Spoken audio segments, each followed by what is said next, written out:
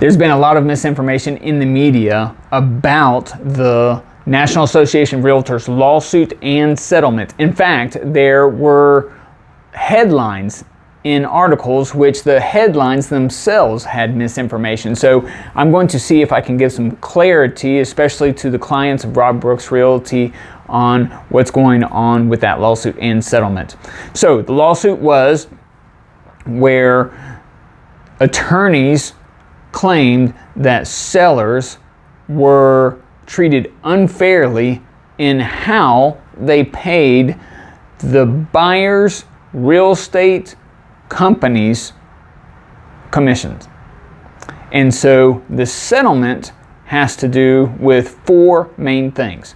Number one, the National Association of Realtors said that they had no wrongdoing in anything. In fact, they said that what system there was for paying real estate companies working with buyers indirectly by the sellers was helpful to the entire real estate industry, and it fostered competition.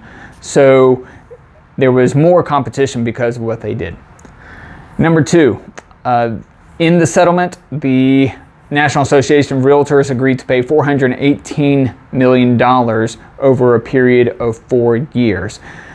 Members of the National Association of Realtors will likely participate in that through indirect means over the years.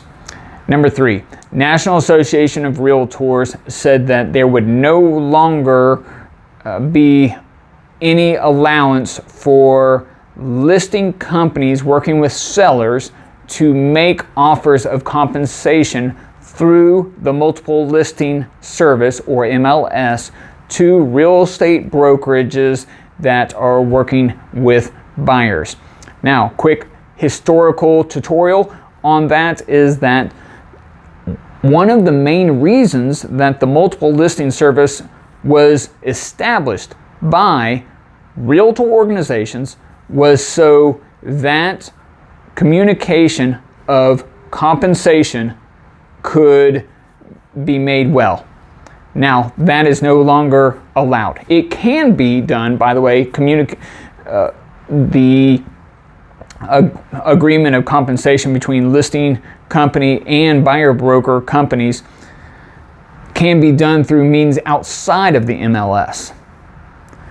Fourth part of the settlement is that realtor companies that are working with buyers must have a form signed from the buyers that shows that they will be working with this company, and that it outlines the services and compensation made from the buyer to that real estate company. So those are the four main things that are a part of this settlement. Are there going to be winners or losers in this change? Absolutely. So is the public going to be a winner or a loser as a result of this settlement? I could see it going either way. I've done some research on it, and I can see where some would argue that the consumer will be a winner as a result of the way that monetary is paid a little bit differently. And then I can see where the public will be a loser, because it might be that there is more complication and certain buyers may not be able to purchase where they could purchase now under the current system. Are there winners and losers within the real estate industry? Absolutely. So there are some real estate companies that have been caught unawares, and real estate agents that have been caught without being prepared, and then they will lose market share.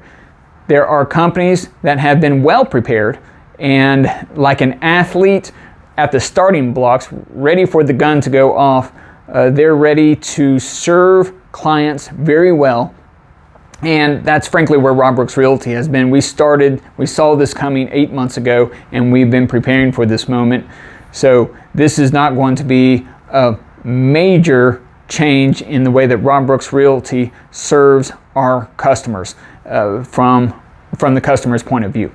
So if you have further questions on this, don't hesitate to give me or any agent of Rob Brooks Realty a call. We'll be happy to assist. I'm Rob of Rob Brooks Realty.